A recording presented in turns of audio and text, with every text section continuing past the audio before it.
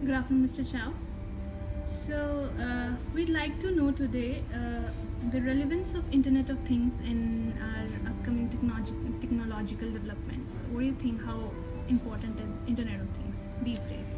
Yeah, I think maybe for the listener, I'm first would make an observation that most of the technology we have built up until now has been for what I call the Internet of People. So whether that's a CRM application or an e-commerce application, largely it's we believe there's a person at the end of it. And one of the observations I make for my Stanford students is that people are not things. Things are not people. And I'll give you a couple of examples of why things are not people. So the first is there can be many more things than there are people. If you listen to John Chambers, former CEO at Cisco, he'll tell you there are going to be 500 billion things connected to the internet. That's literally 100 times the world population. Two, things can be where people aren't. Things can be in your tummy, a smart pill. Things can be in the middle of the Gobi Desert. Things can be a mile underground in a coal mine, right? Third, things have way more to say. When you think about Internet of People applications, the best we can do is type a little bit, click a mouse or two. Wind turbines today have over 500 sensors on them.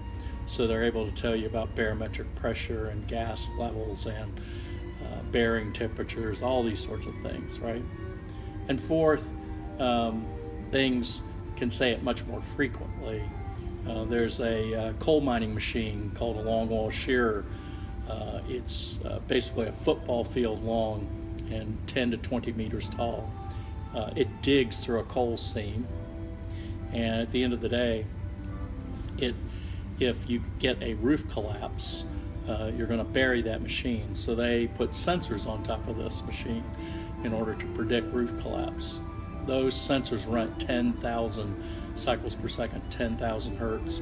So that's way faster than you can type. And then last, I say, well, things can be programmed. People can't. And so for all these reasons, this whole new world, new applications for the Internet of Things is dramatically different than for the Internet of People. And it will ultimately reshape all the fundamental industries that run the planet: power, water, agriculture, healthcare, construction, transportation, etc. And so I think that's why it's an important topic and a timely one.